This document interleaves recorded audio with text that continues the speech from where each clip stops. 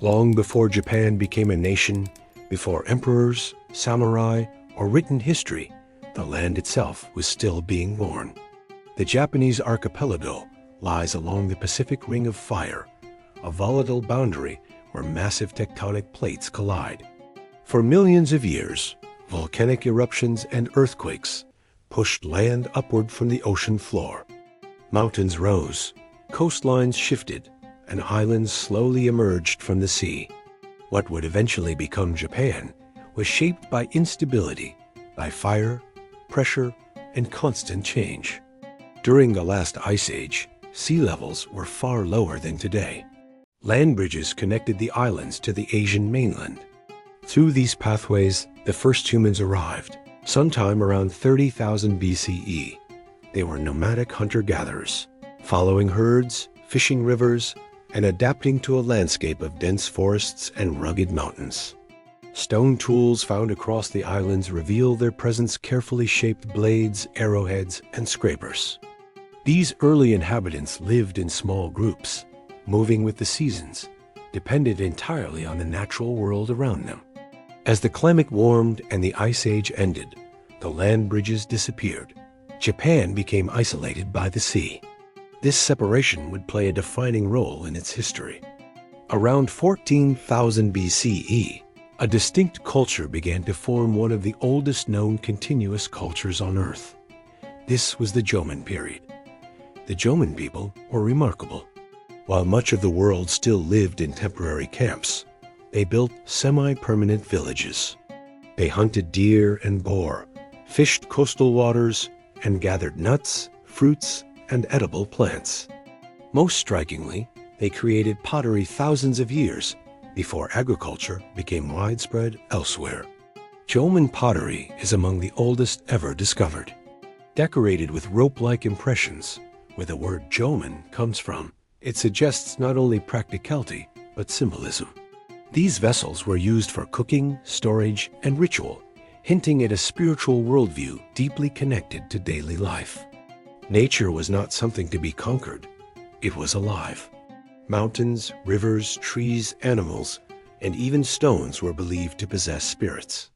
This animistic belief system laid the foundation for what would later become Shinto, Japan's indigenous faith. There was no single creator god, no rigid doctrine, only a profound respect for purity, balance, and harmony with the natural world. For thousands of years, the Jomon culture endured. But change, once again, arrived from beyond the sea. Around 300 BCE, new migrants entered Japan from the Korean peninsula and mainland Asia. They brought with them technologies that would transform society: wet rice agriculture, bronze and iron tools, and advanced weaving techniques. This marked the beginning of the Yayoi period. Rice farming changed everything. Unlike hunting and gathering, agriculture required permanent fields, coordinated labor, and long-term planning. Villages grew larger. Food surpluses allowed populations to expand. With land now valuable, disputes became common. Social hierarchy emerged.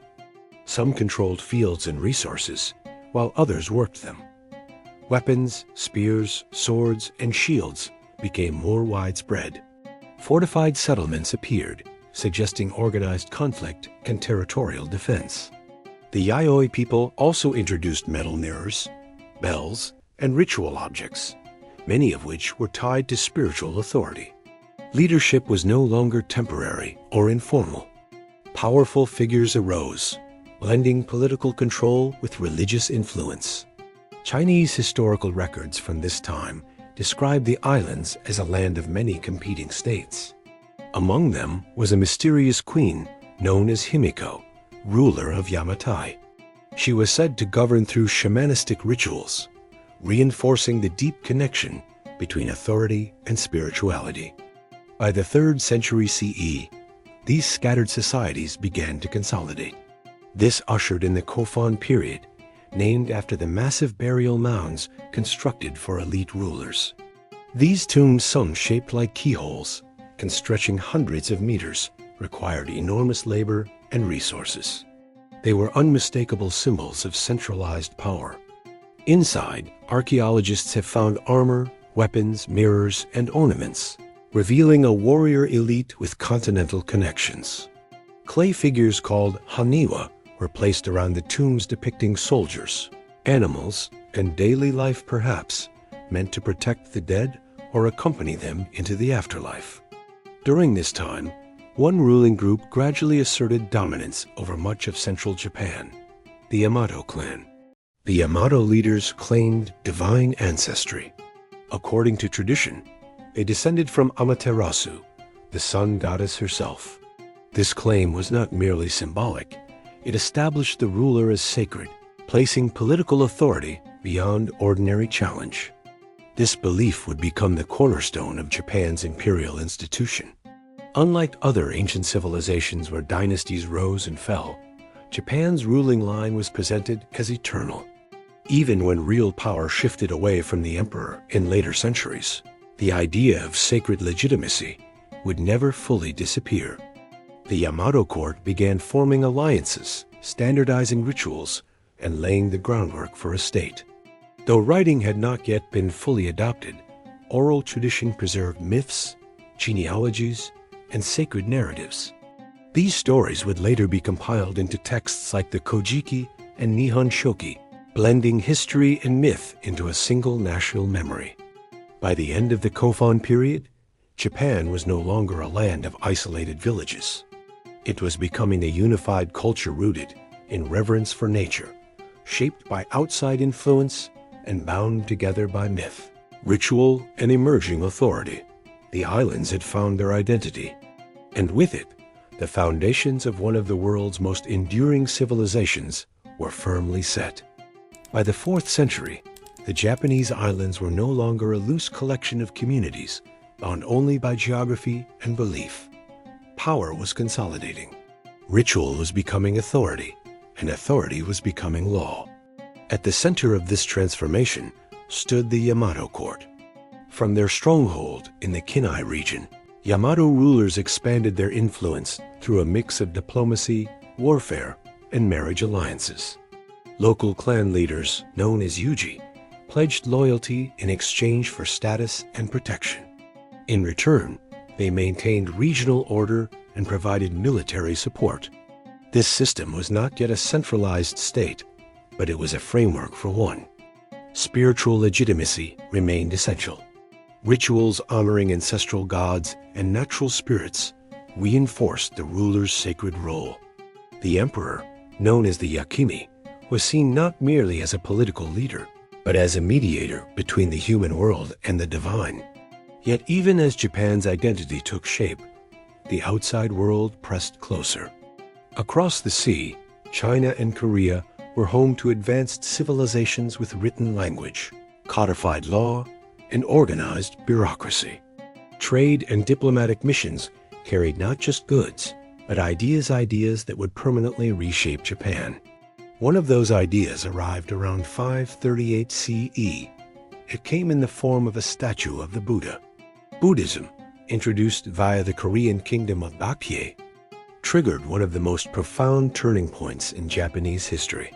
It offered a new vision of the universe, one focused on suffering, impermanence, and enlightenment. For the ruling elite, it also brought prestige, literacy, and access to continental knowledge. The court was divided.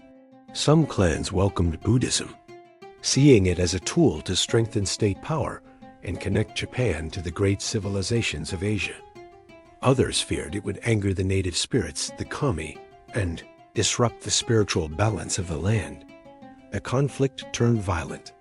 Temples were burned, statues destroyed. Plagues and disasters were interpreted as signs of divine displeasure. But gradually, the pro-Buddhist faction gained the upper hand. Its most influential champion was Prince Shotoku. Serving as regent in the early 7th century, Shotoku became one of the architects of early Japan. He promoted Buddhism not as a replacement for native beliefs, but as a complement to them. In doing so, he laid the groundwork for a uniquely Japanese religious synthesis. Prince Shotoku also looked to China, not for domination, but for guidance. He sponsored diplomatic missions to the Sui, and Tang dynasties, sending scholars and monks across the sea. They returned with books, calendars, medical knowledge, and political theory. Most importantly, they brought back the concept of a centralized bureaucratic state. Inspired by Confucian ideals, Shutoku issued the 17-article constitution, a moral guide emphasizing harmony, hierarchy, and loyalty to the ruler. Though not a constitution in the modern sense, it defined the ethical foundation of governance.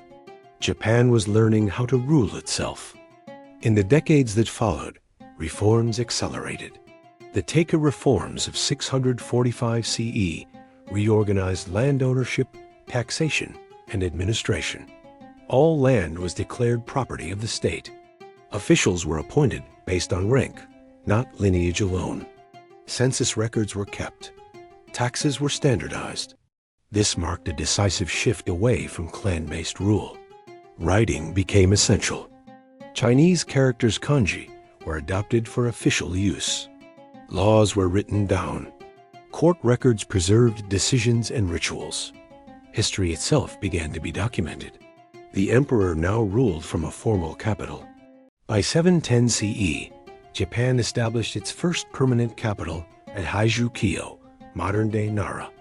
The city was carefully planned, modeled after the great Chinese capitals with wide avenues, government ministries, and grand temples. This was the beginning of the Nara period. Buddhism flourished under state patronage. Monasteries grew powerful, wealthy, and influential. The most dramatic symbol of this union between religion and state was the construction of Todiji, home to the colossal great Buddha of Nara. Cast in bronze and towering over the capital, the statue represented more than faith. It was a declaration of unity. The emperor positioned himself as a universal ruler, protected by Buddhist law and cosmic order. But this fusion of power carried risks.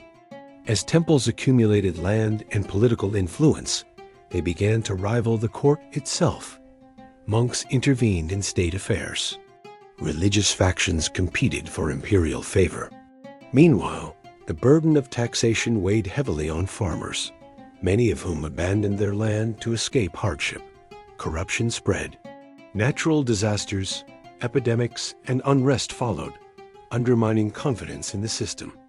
The belief that Buddhism alone could guarantee national stability began to falter. Seeking renewal and distance from entrenched religious institutions, the court made a decisive move.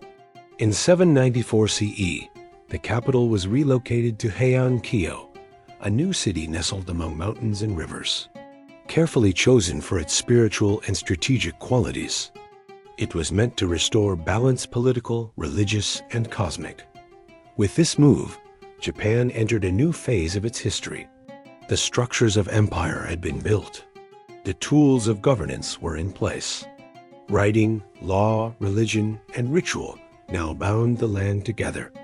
But something unexpected was about to happen.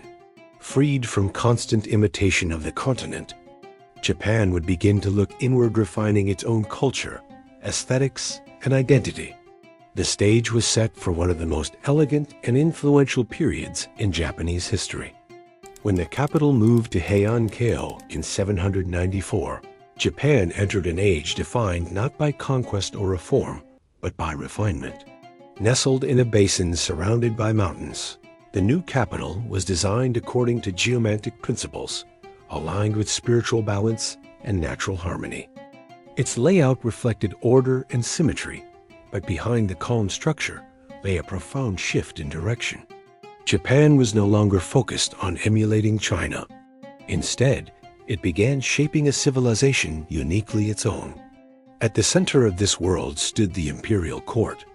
The emperor remained the symbolic heart of the nation, revered as sacred and eternal. Yet real political power increasingly slipped into the hands of the Fujiwara clan, whose strategy was subtle and effective. Rather than overthrowing emperors, they married their daughters into the imperial family, ruling as regents on behalf of young or ceremonial monarchs. Power was exercised through proximity, not force. Court life revolved around ritual, etiquette, and appearance. Rank was everything. Clothing colors, sleeve lengths, and fabric types communicated status instantly. A single misstep in protocol could destroy a career. Politics was not fought with swords, but with poetry, timing, and alliances. This world was insulated from hardship. While farmers struggled under heavy taxes and regional administrators operated with growing independence, the court existed in an atmosphere of luxury and aesthetic obsession. Beauty was not a preference, it was a moral value. To be refined was to be virtuous. This belief gave rise to a cultural explosion unlike anything Japan had seen before. One of the most important developments of the Heian period was the creation of kana, a phonetic writing system adapted from Chinese characters.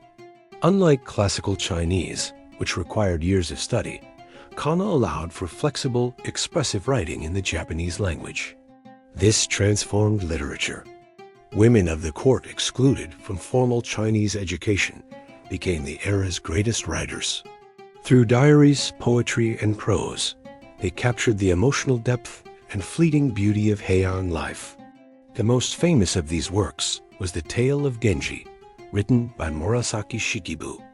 Often considered the world's first novel, it followed the life of Prince Genji through love, loss, ambition, and impermanence. The story revealed a worldview shaped by sensitivity to time, emotion, and transience, a concept later known as mano no aware, the awareness of life's passing beauty. Poetry was not entertainment. It was communication. Courtship, diplomacy, and rivalry were conducted through carefully composed verses. A well-written poem could elevate one's status. A poorly chosen line could ruin it. Seasonal references, subtle wordplay, and emotional restraint were prized above all. Religion during the Heian period also evolved. Buddhism, now deeply rooted, shifted away from state rituals toward personal salvation. New schools such as Tendai and Shingon emphasized enlightenment through meditation, mantra, and ritual practice. These teachings blended seamlessly with Shinto beliefs, reinforcing the idea that the sacred existed within the natural and human world. Shrines and temples coexisted. Kami and Buddhas were not rivals, but reflections of the same spiritual reality. Yet beneath the elegance of Heian culture, the foundations of the state were weakening. The centralized land system began to crumble as aristocrats and religious institutions accumulated private estates known as shuen. These lands were tax-exempt and beyond direct imperial control. To protect them, landowners hired armed guards. Over time, these guards became professional warriors. These men lived far from the capital, in rugged provinces where survival required strength, discipline, and loyalty. Unlike the refined courtiers of Heian Kyo, they valued practicality over elegance. Their power came from land and arms, not lineage or poetry. Clans such as the Taira and Minamoto rose among this warrior class. As the court's authority declined, these families gained influence. They were drawn into court politics, serving as military enforcers during rebellions and unrest. Slowly, the balance of power shifted. The imperial court still shone, but it no longer controlled the country. By the late 12th century, tensions between the warrior clans erupted into open conflict. The Genpei War consumed the nation, pitting the Taira against the Minamoto in a struggle for dominance. Battles raged across land and sea. When the war ended in 1185, the outcome was decisive. The Minamoto emerged victorious. The Taira were destroyed, and with them fell the last illusion of courtly supremacy. Power had moved. For the first time in Japanese history, the nation would be governed not by poets and courtiers, but by warriors. The age of elegance gave way to the age of the sword, and into the hands of the warrior class. At the head of this new order stood Minamoto no Yoritomo. Rather than ruling from the capital, Yoritomo established his government in Kamakura, far from the elegance of Kyoto.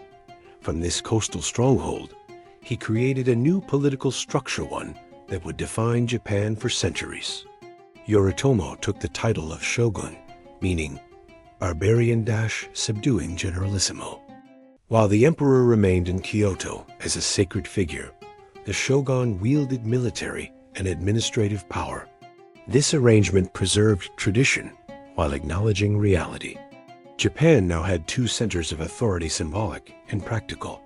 The Kamakura shogunate introduced a feudal system built on loyalty and service. Warriors, known as samurai, swore allegiance to their lords in exchange for land and protection. This bond was personal and absolute. Betrayal was punished without mercy. The samurai code was not yet formalized as bushido, but its foundations were already visible: honor, duty, courage, and loyalty unto death. Unlike the courtiers of the Heian period, samurai valued simplicity and discipline. Their lives were harsh, shaped by constant readiness for battle. Over time, this mentality reshaped Japanese culture itself. Religion adapted to this new world. Zen Buddhism, introduced from China, found strong support among the warrior class. Zen emphasized meditation, self-control, and acceptance of death, qualities essential to a life of combat. Enlightenment was not found through elaborate ritual, but through direct experience and inner discipline. This philosophy influenced everything from swordsmanship to art. The aesthetic of restrained, clean lines, empty space, and quiet intensity became deeply embedded in Japanese culture. The Kamakura government, however, faced immediate challenges. Japan's feudal system relied on land grants as rewards for service, but land was finite. As generations passed, estates were divided and loyalty became harder to maintain. Disputes between vassals grew frequent, requiring constant arbitration. Then came a threat unlike any Japan had ever faced. In the late 13th century, the Mongol Empire, under Kublai Khan, turned its attention toward the islands. Having conquered vast territories across Asia, the Mongols demanded Japan's submission. The demand was refused. In 1274, a massive Mongol fleet crossed the sea and landed on Japanese shores. The invaders brought unfamiliar weapons, explosive bombs, massed infantry tactics, and coordinated naval assaults. Japanese defenders, accustomed to individual combat and ritualized warfare, were initially overwhelmed, but nature intervened. A powerful storm struck the Mongol fleet, forcing a retreat. Though damaged, Japan remained vulnerable. 7 years later, in 1281, an even larger invasion force arrived, one of the greatest armadas the world had ever seen. For weeks, fighting raged along the coast. Samurai fought desperately, launching night raids against enemy ships. Then, once again, a massive typhoon tore through the Mongol fleet. Thousands of ships were destroyed. Tens of thousands perished. The storms became known as kamikaze, the divine wind. The invasions left a deep psychological mark. Japan believed it had been protected by the gods, but victory came at a cost. Defending the nation had drained the shogunate's resources. There was no conquered land to distribute as reward. Many samurai were left dissatisfied and unpaid. Internal tensions mounted. The Kamakura shogunate grew increasingly authoritarian, attempting to suppress dissent through force rather than consensus. This eroded loyalty. Meanwhile, the imperial court long sideline sought to reclaim authority. In the early 14th century, Emperor Go-Daigo launched a rebellion to restore imperial rule. For a brief moment, he succeeded. The shogunate collapsed, and the emperor reclaimed direct power. But the restoration did not last.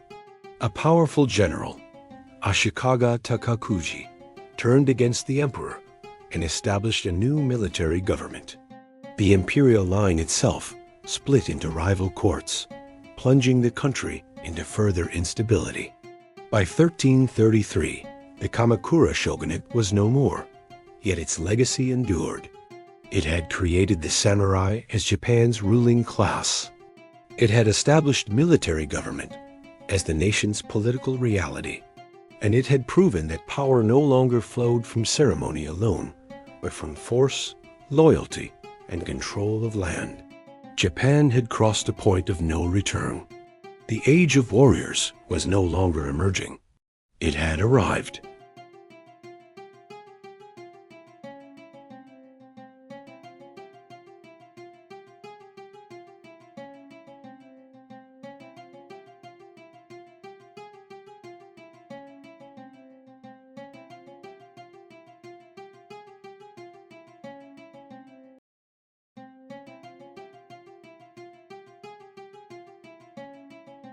The fall of the Kamakura shogunate did not restore stability. Instead, it exposed how fragile Japan's political order had become. When Ashikaga Takahuji seized power and established a new military government, the nation entered an age defined by contradiction. Authority existed, but it was weak. Power was claimed, but rarely absolute. The emperor remained sacred, yet divided. The shogun ruled, yet struggled to command obedience. This was the Muromachi period, named after the district of Kyoto, where the Ashikaga shoguns governed. Unlike their predecessors, the Ashikaga lacked a strong territorial base. Their authority depended on cooperation from regional lords daimyo, who controlled their own armies and lands. The result was a decentralized system held together by fragile alliances. For a time, the balance held. Kyoto flourished as a cultural center. Trade with China resumed, bringing wealth, art, and Zen influence. Buddhist monasteries grew powerful, both spiritually and militarily. Warrior monks, known as Hai, marched into battle to defend temple interests. Zen Buddhism deeply shaped aesthetics. Ink painting, minimalist architecture, and the tea ceremony reflected ideals of simplicity, discipline, and controlled beauty. Even amid instability, Japanese culture continued to evolve. But beneath the surface, authority was eroding. Succession disputes within the Ashikaga family weakened central control. Rival daimyo maneuvered for advantage. Old loyalties dissolved. The system relied on compromise, and compromise bred resentment. The breaking point came in 1467. A dispute over shogunal succession escalated into open conflict in Kyoto itself. What began as a political struggle exploded into the Woon War, a devastating civil conflict that would last 10 years. Kyoto was reduced to ashes. Noble estates burned. Temples collapsed. Entire neighborhoods vanished. When the fighting ended in 1477, there was no victor-only ruin. The Ashikaga shogunate survived in name, but its authority was shattered beyond repair. Japan entered a century of chaos. This era became known as the Sengoku period, the age of warring states. With no effective central government, daimyo ruled as independent warlords. They raised armies, built castles, imposed laws, and fought endlessly for territory. Loyalty shifted quickly. Betrayal became strategy. Survival depended on strength and adaptability. Social order broke down. Talented individuals could rise regardless of birth. Farmers became soldiers. Soldiers became generals. Traditional hierarchies collapsed under the pressure of constant warfare. Castles dotted the landscape, massive stone fortresses designed to dominate land and intimidate rivals. Roads and towns developed around them, reshaping the physical and economic map of Japan. Technology accelerated change. In 1543, Portuguese traders arrived on Japanese shores, bringing with them firearms. The matchlock musket spread rapidly. Warlords who adapted gained decisive advantages. Battles became larger, deadlier, and more strategic. Firearms did not replace the sword, but they transformed warfare forever. Foreign influence extended beyond weapons. Christianity entered Japan through Jesuit missionaries. Converts emerged among commoners and daimyo alike. Trade expanded, introducing new goods, ideas, and global awareness. Yet Japan remained unstable, fragmented, into competing domains. Amid the violence, three figures emerged who would alter the course of history. The first was Oda Nobunaga. Ruthless, innovative, and relentless, Nobunaga rejected tradition when it stood in his way. He embraced firearms, destroyed rival religious institutions, and shattered old power structures. His campaigns crushed opposition across central Japan, bringing unprecedented unity through force. But Nobunaga's ambition was cut short by betrayal. In 1582, he was assassinated by one of his own generals. The second figure was Toyotomi Hideyoshi. Born a peasant, Hideyoshi rose through talent and loyalty. He completed Nobunaga's work, unifying most of Japan through diplomacy and conquest. He disarmed the peasantry, froze social classes, and imposed order on chaos. Yet Hideyoshi sought glory beyond Japan.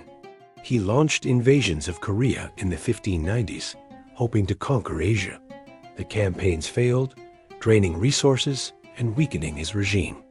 When Hideyoshi died in 1598, the nation stood united but unstable. The final figure waited patiently. Tokugawa Ieyasu, a master of timing and restraint, consolidated power through alliances and strategy. In 1600, rival forces clashed at the Battle of Sekigahara, the largest and most decisive battle in Japanese history. When the dust settled, Tokugawa stood victorious. The age of warring states was over, but the peace that followed would come at a price. Japan plunged into one of its most chaotic and transformative periods after the Wien War 1467-1477 ignited near-constant warfare between regional daimyos, the powerful feudal lords. This era, called the Sengoku Jidai, or Warring States period, lasted over a century and reshaped Japan politically, socially, and culturally. With the Ashikaga shogunate weakened, no central authority could enforce order. Local lords fortified their castles and built armies of samurai, foot soldiers, and ashigaru, peasant conscripts. Alliances were fragile. Betrayal and shifting loyalties were common. Amid this turbulence, some daimyos distinguished themselves through military skill, political acumen, and innovation. Among the most famous were Oda Nobunaga, Toyotomi Hideyoshi, and Tokugawa Ieyasu figures, whose strategies and ambition would ultimately unify Japan. Oda Nobunaga, 1534 to 1582. Known for his ruthless efficiency, he introduced firearms in battle, restructured the army, and suppressed powerful Buddhist monasteries that had wielded significant military power. His vision was a centralized Japan under a strong ruler. Toyotomi Hideyoshi, 1537 to 1598. Nobunaga's successor, Hideyoshi, completed much of the unification. He implemented land surveys, controlled the samurai class through strict laws, and prohibited peasants from bearing arms. His invasion of Korea, 1592 to 1598, showcased Japan's emerging military power, though it ultimately failed. Tokugawa Ieyasu, 1543 to 1616, Hideyoshi's ally turned successor. Ieyasu emerged as the ultimate victor after the decisive Battle of Sekigahara in 1600. By defeating rival clans, he laid the foundation for the Tokugawa shogunate, which would govern Japan for over 250 years. Culturally, the Sengoku period was a paradox of destruction and growth. Warfare spurred castle architecture innovation, while the tea ceremony flourished under masters like Sen no Rikyu, emphasizing aesthetic simplicity and ritual. No theater evolved, blending courtly refinement with the tales of warriors and legendary heroes.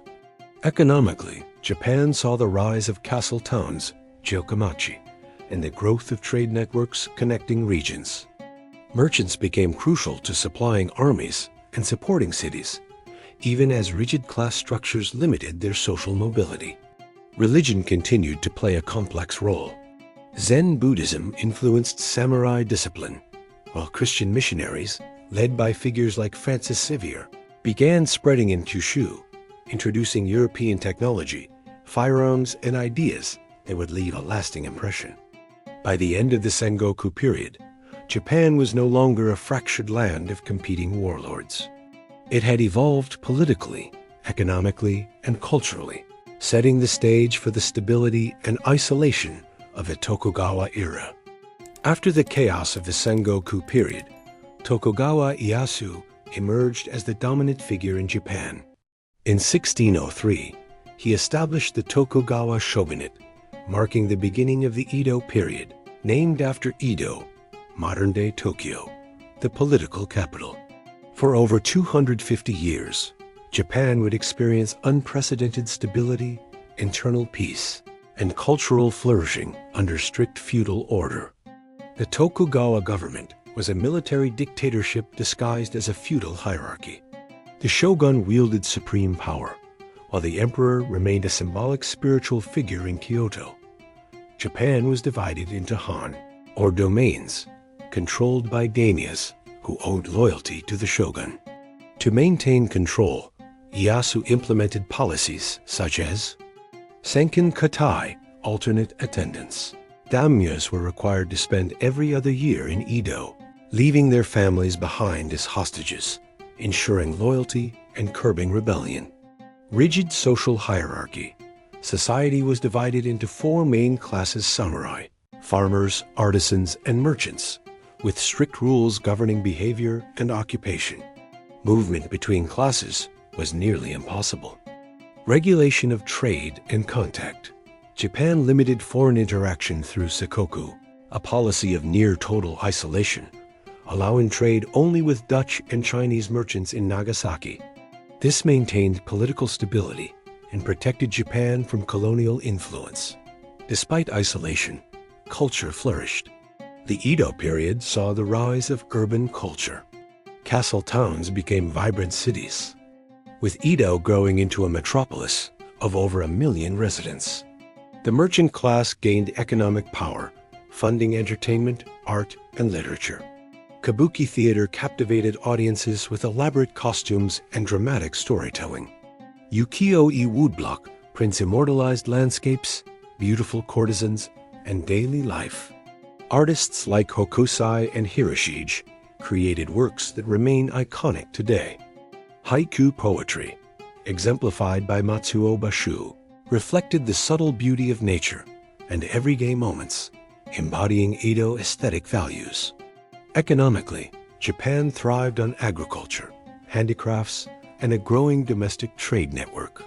Roads like the Tokaido connected major cities, promoting commerce and cultural exchange. The samurai, though no longer waging constant war, maintained their status as administrators and cultural patrons. The Edo period also saw limited exposure to Western knowledge through rangaku, Dutch learning. Scholars studied medicine, astronomy, and technology, preparing Japan for eventual contact with the outside world. By the mid-19th century, however, internal pressures, economic strain, and external threats from Western powers would challenge this rigid system. Japan's era of isolation and stability was approaching its end, setting the stage for a dramatic transformation. By the mid-19th century, the Tokugawa shogunate faced mounting pressures both from within Japan and abroad. Decades of economic strain, peasant uprisings, and dissatisfaction among the samurai had weakened the shogunate's grip. At the same time, Western powers, seeking trade and influence, forced Japan to confront a world it had largely ignored for over 2 centuries. The turning point came in 1853, when Commodore Matthew Perry of the United States arrived in Edo Bay with a fleet of black ships, demanding Japan open its ports to trade. Shocked by Western military power, the shogunate signed the Treaty of Kanagawa, 1854, beginning the end of Japan's isolationist sakoku policy. Over the next few years, unequal treaties with Western nations further eroded shogunal authority and sparked political unrest. This period, known as Bakumatsu, was marked by intense conflict and political maneuvering. 2 main factions emerged: pro-imperial loyalists sought to restore the emperor's authority and modernize Japan. Shogunate loyalists wanted to maintain Tokugawa control while selectively adopting Western technology. Civil war broke out in 1868 when forces loyal to the emperor clashed with shogunate troops. The result was the Meiji Restoration, a radical transformation that returned political power to the emperor, now Emperor Meiji, and ended over 250 years of Tokugawa rule. The new government pursued rapid modernization and industrialization, determined to make Japan a strong sovereign nation. Key reforms included abolition of the feudal system. Daimyos surrendered their lands to the central government, and samurai privileges were gradually eliminated. Modern military. The samurai class was replaced by a conscripted army trained along Western lines. Industrialization and infrastructure. Railways, telegraphs, factories, and modern ports were rapidly built, fostering urban growth and commerce. Education and legal reforms. Compulsory education, Western-style universities, and a new legal code were introduced to cultivate skilled citizens and unify the nation.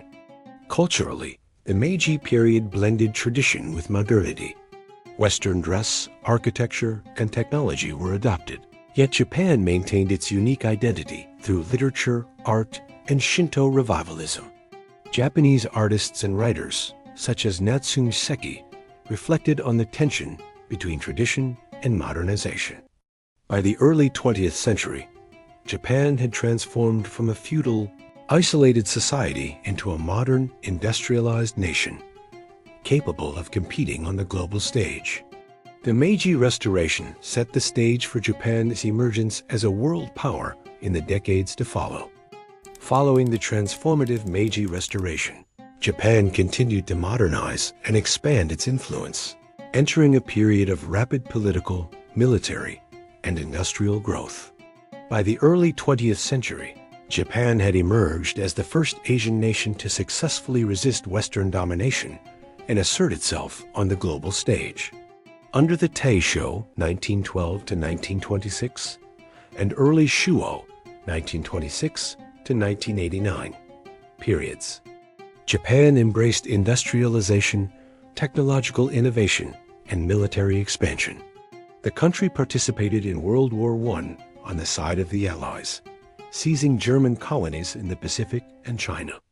This success bolstered national pride and fostered ambitions of regional dominance.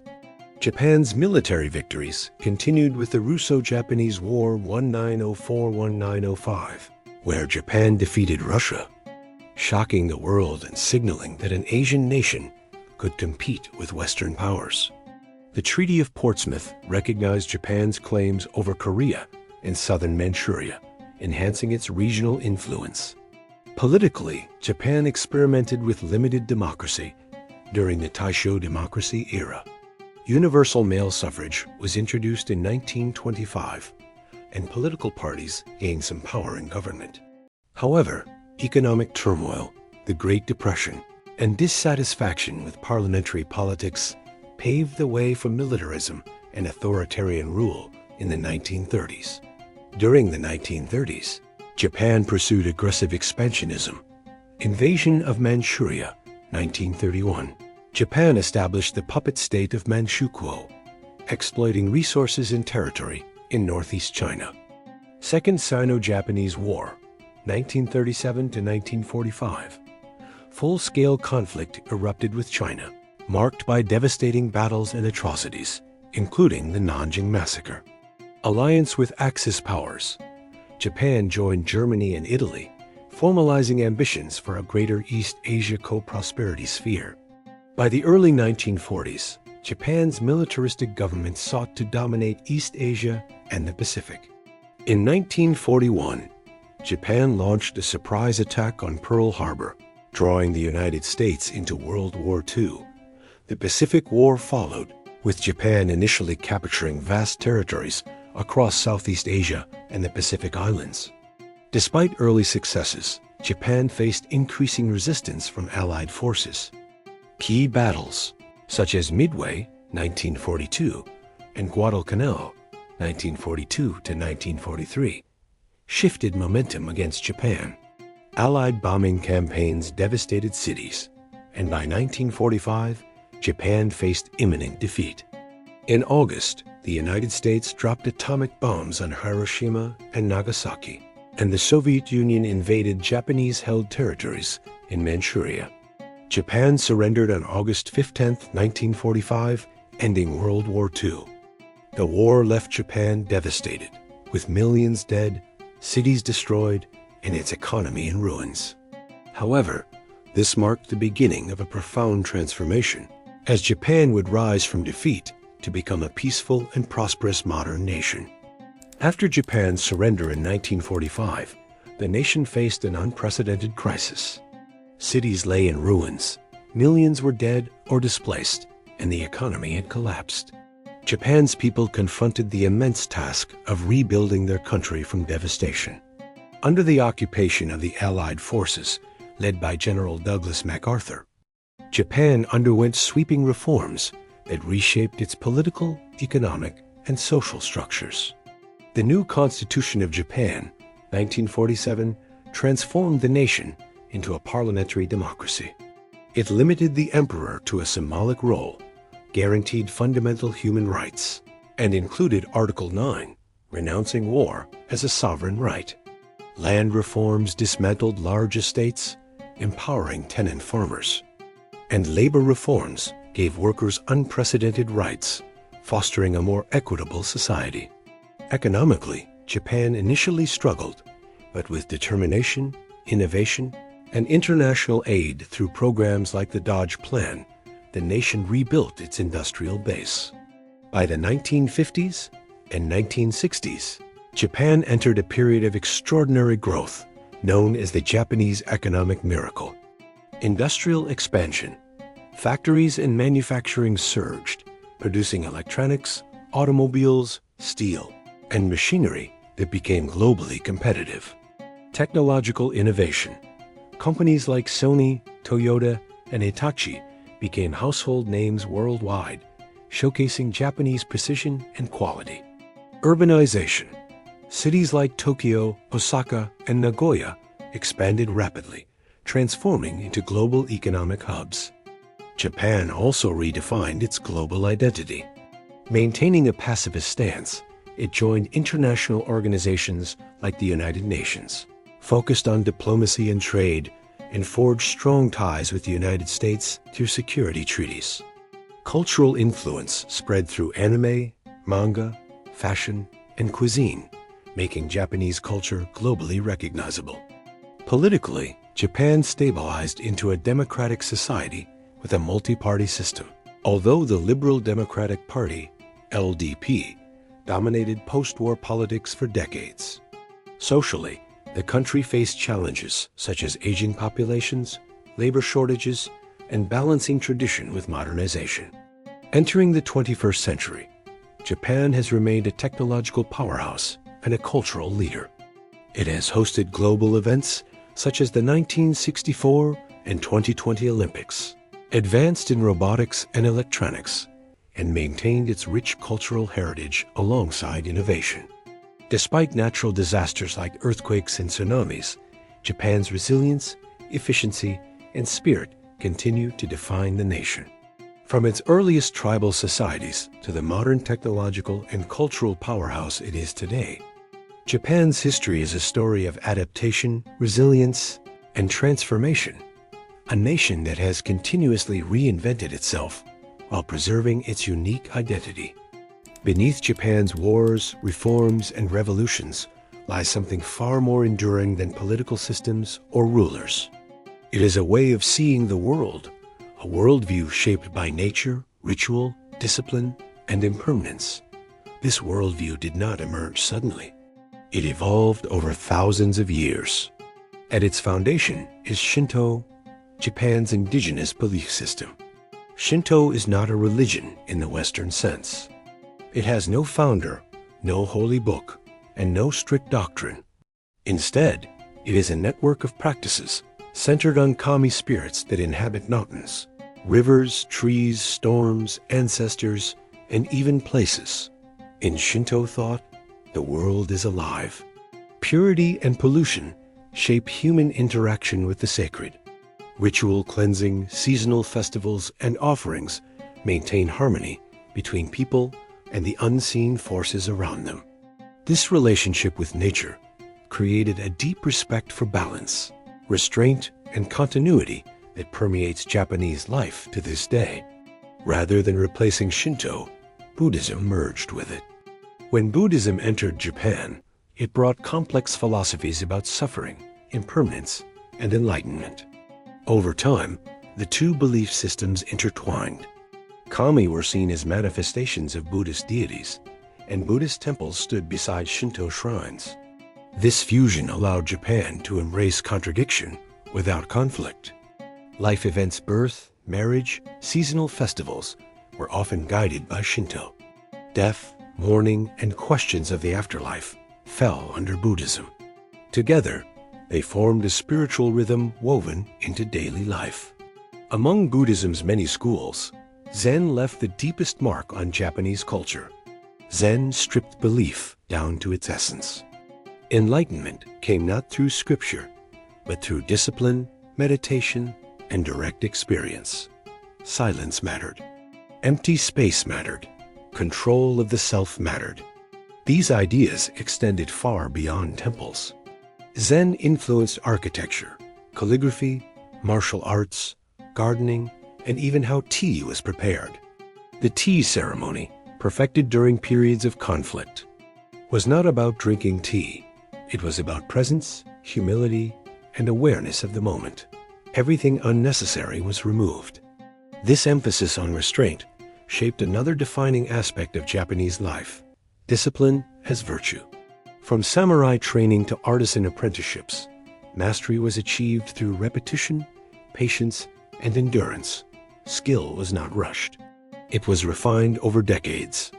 To submit oneself to a path D, meaning the way, was to pursue moral and personal perfection. This concept appears everywhere.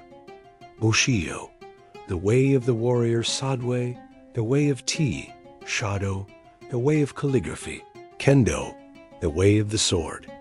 The path mattered as much as the destination. Underlying all of this was an acceptance of impermanence. Life was fleeting. Beauty existed precisely because it would fade. Cherry blossoms became the ultimate symbol of this truth: brilliant, fragile, and brief. This sensitivity to transience shaped Japanese art, literature, and emotion. Even in moments of prosperity, there was restraint. Even in tragedy, dignity. Social harmony also became paramount. The individual existed within a group, family, village, company, nation. Personal desire was often secondary to collective stability.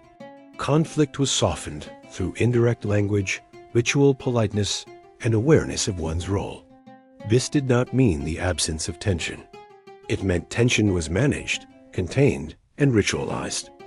Across centuries of change, imperial rule, shogunates, modernization, war, and recovery, these underlying values persisted. Governments fell. Borders shifted. Technologies transformed daily life. But the deeper cultural current remained. Japan's strength was not only its ability to adapt, but its ability to absorb change without losing its core. Religion, philosophy, and daily practice blended into a single cultural identity: quiet, disciplined, resilient, and deeply aware of the world's impermanence. This invisible foundation shaped how Japan fought, how it rebuilt, and how it imagined its future. And it continues to do so. Japan's history is not only written in chronicles and battles. It is written in ink strokes, carved wood, folded paper, and empty space.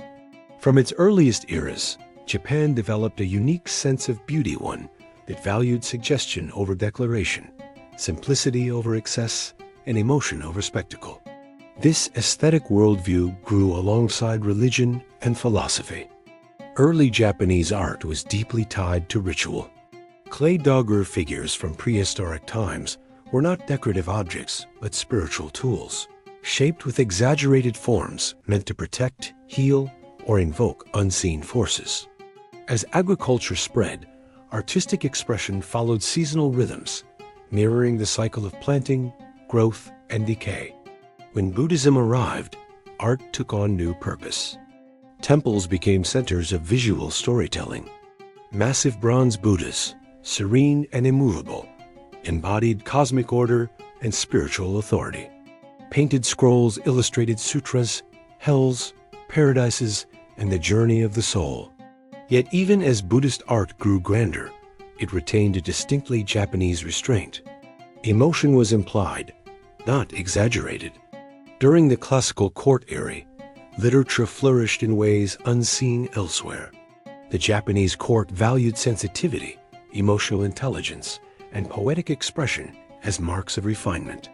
Nowhere is this clearer than in the tale of Genji, written by Murasaki Shikibu in the early 11th century. Often considered the world's first novel, it explored love, jealousy, impermanence, and longing, not through dramatic plot twists, but through subtle shifts in feeling. Characters were defined by how deeply they perceived beauty and loss. Poetry became a daily act. Short poems known as waka captured fleeting moments: moonlight on water, the sound of wind through grass, the sadness of parting. These poems were exchanged as letters, woven into conversation and used to express emotions that could not be spoken aloud. This sensitivity laid the groundwork for one of Japan's most enduring artistic forms, haiku. Haiku reduced poetry to its essence: 17 syllables, a seasonal reference, and a moment of awareness. It was not about explanation. It was about recognition. A frog leaping into a pond, snow settling on a withered branch, a quiet road at dusk. The reader completed the poem through their own perception. Visual art followed the same principle. Japanese painters embraced asymmetry, empty space, and controlled imperfection. Rather than filling a canvas, artists left room for silence. Mountains faded into mist. Figures were small against vast landscapes. The world felt alive, breathing, unfinished. This approach extended into architecture. Traditional Japanese buildings were designed to exist with nature, not dominate it. Sliding doors erased boundaries between indoors and outdoors. Floors were raised, walls were light, and materials were natural. Homes changed with the seasons, opening in summer and enclosing in winter. Nothing was permanent. This impermanence became central to aesthetics. Wood weathered, paper aged, stone gathered moss. Instead of being flaws, these changes were embraced as part of an object's life. This idea became known as wabi-sabi, the beauty of imperfection, impermanence, and incompleteness. A cracked tea bowl was more valuable than a flawless one because it carried history. A chipped edge held memory. Beauty came from time itself. The tea ceremony embodied this philosophy completely. Every movement was deliberate. Every object was chosen for texture, age, and balance. The room was sparse. Guests bowed low. Conversation was minimal. The act was not performance. It was mindfulness made physical. In this space, status disappeared. Only presence remained. As Japan entered eras of warfare, art did not vanish. It adapted. During periods of samurai rule, storytelling shifted toward realism and discipline. No theater emerged slow, symbolic, and minimalistic. Masks froze expressions into ambiguity, allowing emotion to exist beneath stillness. Silence carried as much meaning as dialogue. Later, kabuki theater exploded in the opposite direction: bold makeup, exaggerated movement, dramatic emotion. It spoke to merchants and townspeople, reflecting urban life, humor, and human excess. Both forms coexisted, showing Japan's ability to hold contradiction without conflict. Woodblock printing transformed art again. Affordable prints depicted actors, landscapes, and daily life. These images spread aesthetic values across society. Artists like Hokusai and Hiroshige captured fleeting moments, waves mid-crash, travelers caught in sudden rain, distant mountains framed by human activity. These works would later influence European artists, reshaping global art itself. Even modern Japanese design carries ancient principles. Minimalism, balance, negative space, and emotional subtlety define everything from graphic design to product engineering. Technology is sleek not for dominance, but for harmony. Objects are meant to be lived with, not merely owned. Through centuries of change, Japanese art never chased permanence. It chased truth in the moment. Beauty was not loud. It did not demand attention. It waited to be noticed. And in noticing it, one learned how to see the world more clearly. For centuries, Japan was shaped by a warrior class whose influence reached far beyond the battlefield. The samurai were not merely soldiers. They became symbols of discipline, loyalty, and moral restraint ideals that would define Japanese identity long after swords were laid down. The origins of the samurai lay in instability. As central authority weakened in early medieval Japan, landowners armed themselves to protect estates from rivals and bandits. These warriors gradually formed networks of loyalty, bound not by law, but by personal obligation. Over time, military strength eclipsed courtly power, and the warrior class rose to dominance. What distinguished the samurai was not just skill in combat, but a code of conduct that evolved alongside them. This code would later be known as Bushido, the way of the warrior. Bushido was never a single written law. It was an evolving set of ideals shaped by Shinto loyalty, Buddhist impermanence, and Confucian duty. At its core were values that demanded total commitment, loyalty to one's lord, courage in the face of death, self-control, and honor above life itself. Death was not feared. Dishonor was. A samurai was expected to live as though already dead, free from attachment to personal gain. This mindset allowed calm in chaos, clarity in violence, and obedience without hesitation. Training began early. From childhood, samurai were taught swordsmanship, archery, horsemanship, and strategy. But physical skill alone was not enough. Education included poetry, calligraphy, philosophy, and etiquette. A warrior was expected to master both destruction and refinement. This balance created a unique paradox. The same hand that wielded a sword could write poetry about falling leaves. The same mind trained for combat contemplated impermanence and emptiness. Violence was controlled, ritualized, and framed as duty rather than impulse. Central to samurai life was loyalty. A samurai's identity was bound to their lord. Betrayal was unforgivable.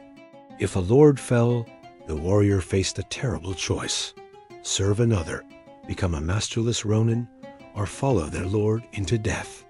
This belief gave rise to seppuku ritual suicide. Seppuku was not an act of despair. It was a final assertion of honor. By choosing death, a samurai could take responsibility for failure, protest injustice, or avoid capture. The ritual was precise, public, and solemn, designed to demonstrate courage and self-mastery to the very end. Stories of such acts became legends. One of the most famous involved 47 ronin who avenged their lord despite knowing execution would follow. Their story was retold for generations, reinforcing ideals of loyalty and sacrifice across Japanese society. As samurai rule stabilized under military governments, their role evolved. Long periods of peace reduced the need for constant warfare. Many samurai became administrators, scholars, and officials. Yet the warrior ethic remained central. Even without battle, discipline and readiness were expected. The sword became more than a weapon. It was the soul of the samurai. Crafted with ritual care, passed down through generations, and treated with reverence, the sword symbolized moral responsibility. To draw it without cause was disgraceful. To master it required years of disciplined practice. Martial arts became spiritual paths. Swordsmanship transformed into kendo, archery into kaido, and unarmed combat into jutsu. These were no longer merely fighting techniques, but ways to cultivate character. Victory over the self mattered more than victory over an opponent. Yet the samurai ideal was not without contradiction. Rigid loyalty could lead to cruelty. Absolute obedience could suppress compassion. Power was often enforced violently, and peasants bore the cost of elite discipline. Beneath the honor lay hierarchy, inequality, and fear. Still, the myth endured. Even as firearms changed warfare and political reforms dismantled the samurai class, their values were preserved in stories, education, and national memory. Discipline, perseverance, loyalty, and self-sacrifice became virtues taught to future generations. When the warrior class was formally abolished, its spirit did not disappear. It transformed. The ethic of the samurai flowed into modern institutions, schools, corporations, and the military. Commitment to group, endurance through hardship, and pride in mastery became hallmarks of Japanese life. The sword was set aside, but the way of the warrior remained, not as a tool of war, but as a framework for living. Japan's relationship with the outside world has never been simple. It has moved in cycles: openness followed by retreat, curiosity followed by caution. Few nations reshaped themselves so deliberately, by choosing when to close their doors and when to open them again. In earlier centuries, Japan was not isolated. Merchants, monks, and diplomats traveled between Japan, China, and Korea. Writing systems, philosophies, technologies, and religious ideas flowed freely across the sea. Buddhism arrived this way. Confucian governance principles followed. Even architectural styles and artistic techniques reflected continental influence. Foreign contact was a source of strength. But as political power consolidated under military rule, the risks of outside influence became clearer. European traders and missionaries arrived in the 16th century, bringing firearms, Christianity, and global trade networks. For a time, these newcomers were welcomed. Firearms revolutionized warfare. Within decades, Japanese gunsmiths mastered and improved upon European designs. Battles grew deadlier, armies larger, and military strategy transformed. At the same time, Christian missionaries gained followers, including regional lords. This combination alarmed the ruling authorities. Foreign religion challenged loyalty to traditional structures. Trade introduced economic dependence. Colonial expansion elsewhere in Asia revealed what unchecked contact could bring. The response was decisive. Japan gradually restricted foreign influence, banning Christianity and tightly controlling trade. Eventually, only a handful of approved merchants, primarily Dutch and Chinese, were permitted limited access through designated ports. This policy became known as sakoku, the closed country. For over 2 centuries, Japan deliberately limited contact with the outside world. Travel abroad was forbidden. Foreigners were barred entry. Information flowed inward only through controlled channels. Yet this was not complete isolation. Within its borders, Japan thrived. Agriculture expanded. Cities grew. Literacy increased. Arts, theater, and literature flourished. Urban culture blossomed, supported by merchants and artisans. Scientific knowledge continued through translated texts and limited exchange. Isolation became a form of stability. By controlling change, Japan preserved social order. But the world beyond its shores did not stand still. By the 19th century, Western powers had transformed through industrialization. Steamships, modern weapons, and global empires reshaped the balance of power. Japan's isolation now left it vulnerable. The moment of confrontation arrived suddenly. Foreign warships appeared off Japan's coast, demanding access. Their technology made resistance futile. The choice was stark: open the country or face destruction. Japan opened. The shock was immense. Centuries of controlled continuity collided with rapid modernization. Traditional structures faltered, authority shifted. The warrior government collapsed, and power was returned to the emperor under a new political order. Change came at unprecedented speed. Japan adopted Western military organization, industry, legal systems, and education. Railways were built. Factories rose. Modern armies replaced samurai swords with rifles. Clothing, architecture, and social customs transformed within a generation. Yet Japan did not abandon itself.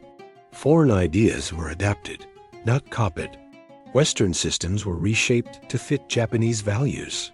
Discipline, hierarchy, and national unity guided modernization. The emperor became a symbolic anchor, linking ancient legitimacy to modern ambition. This transformation was driven by fear as much as vision. Japan had seen what happened to nations that failed to modernize. Colonization was avoided by becoming powerful enough to resist it. Success came quickly. Japan emerged as a regional power, defeating long-established empires and asserting itself on the global stage. Trade expanded. Industry grew. Education spread nationwide. But the cost was immense. Rapid change strained society. Old identities fractured. Military strength gained new prominence. National pride hardened into nationalism. Japan had re-entered the world, but on its own terms. The legacy of isolation shaped everything that followed. It had taught Japan how to preserve itself. It had also intensified its sense of uniqueness and destiny. Openness brought opportunity, but also rivalry and conflict. The gates had been opened. What followed would test whether Japan's discipline and adaptability could guide it through a world far less forgiving than the one it had left behind. Japan's rapid transformation from an isolated society into a modern power altered not only its future, but the balance of the world around it. Industrial strength, military discipline, and national unity combined into a force driven by ambition and fear of vulnerability. Modernization brought confidence. Factories produced steel, ships, and weapons. Railroads connected regions. Education systems trained engineers, officers, and administrators. The state emphasized loyalty, sacrifice, and unity under the emperor. Military success reinforced the belief that Japan had found the formula for survival. That belief soon turned outward. Japan sought resources, security, and recognition equal to Western powers. Expansion appeared not as conquest, but as necessity. Control of nearby regions promised raw materials, strategic depth, and influence. Victory over established empires shocked the world. Japan defeated a major continental power, proving that an Asian nation could master modern warfare. It later overcame a European empire, reshaping global perceptions overnight. These triumphs ignited national pride and validated militarization as the path forward. The empire expanded. Territories were annexed.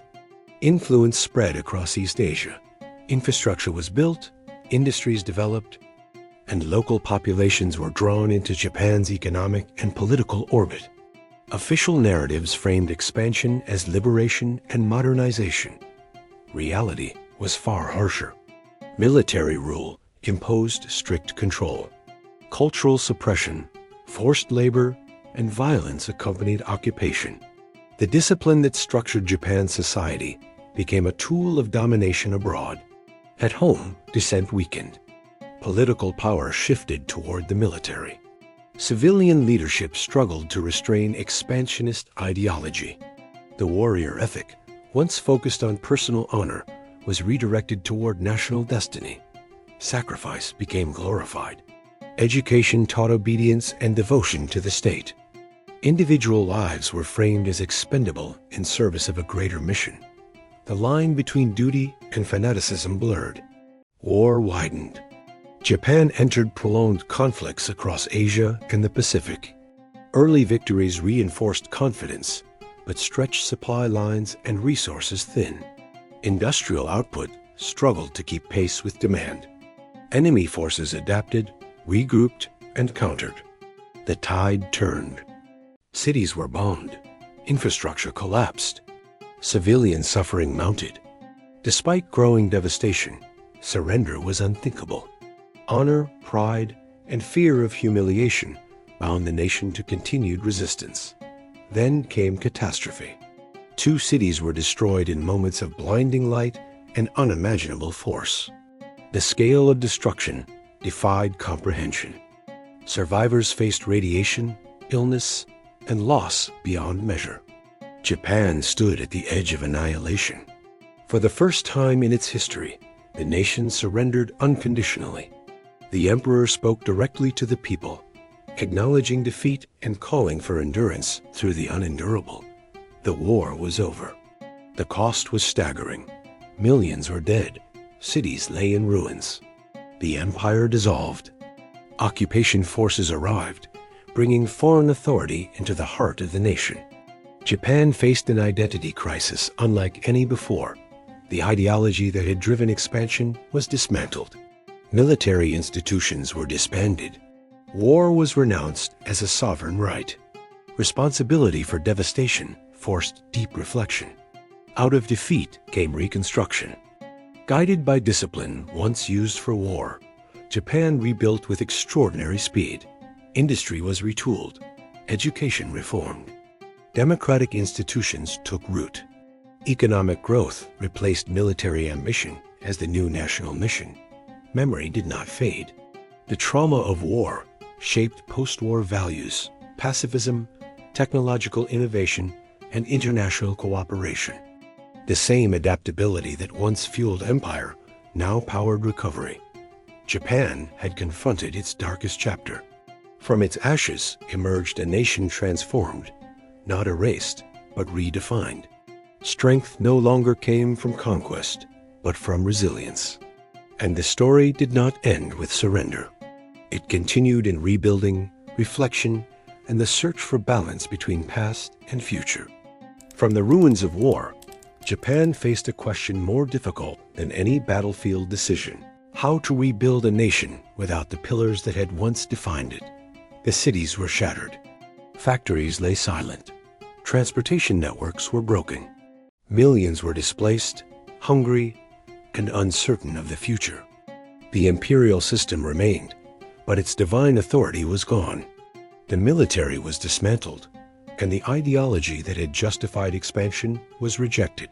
Yet amid devastation, order emerged. Occupation authorities introduced sweeping reforms. A new constitution redefined the state, renouncing war and placing sovereignty in the hands of the people. Civil liberties expanded. Land was redistributed. Education was redesigned to emphasize critical thinking over obedience. Japan did not resist these changes. It absorbed them. The same cultural discipline that once served militarism now fueled reconstruction. Factories reopened. Workers labored long hours not for conquest, but for survival and renewal. Communities organized. Scarcity bred cooperation. Economic recovery accelerated. With limited natural resources, Japan focused on efficiency, innovation, and quality.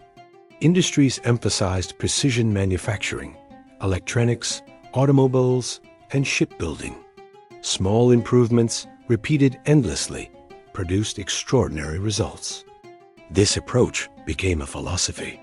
Continuous improvement, incremental, disciplined, collective reshaped production and management. Products earned global trust. Export markets expanded. Economic growth surged. Cities rose again. Tokyo transformed into a modern metropolis. Bullet trains redefined transportation. Neon skylines emerged beside ancient temples. Tradition and futurism coexisted without conflict. Cultural identity adapted rather than fractured. Ancient rituals continued. Seasonal festivals remained. Respect for elders, group harmony, and ritual politeness persisted. At the same time, youth culture, pop art, fashion, and music exploded with creative energy. Japan became both timeless and cutting edge. Technology flourished. Consumer electronics reshaped daily life worldwide. Robotics, engineering, and design advanced rapidly. Precision and reliability became national trademarks. Innovation focused not on spectacle, but on refinement. Yet growth came with challenges. Urban density increased. Work culture intensified. Long hours and pressure strained families and individuals. Demographic shifts brought aging populations and declining birth rates. Japan faced these issues quietly. Social cohesion softened hardship. Infrastructure supported aging communities. Public safety, cleanliness, and efficiency remained exceptionally high. Internationally, Japan redefined itself. Once feared as an aggressor, it became a symbol of peaceful development. Diplomacy replaced dominance. Cultural influence spread through film, animation, cuisine, and design. The past was neither erased nor glorified. Memorials stood, stories were told. Reflection remained ongoing. Japan carried its history forward with restraint and responsibility. Modern Japan exists in balance. Ancient shrines sit beneath skyscrapers. Ritual bows precede high-speed innovation. Silence holds meaning in crowded cities. Impermanence is acknowledged, even in permanence of steel and glass. Through collapse and rebirth, Japan preserved something essential: adaptability without loss of self, discipline without tyranny, progress without forgetting. The nation's journey from prehistoric settlements to global modernity is not a story of linear ascent, but of cycles: creation, destruction, and renewal. And in that rhythm, Japan continues to endure.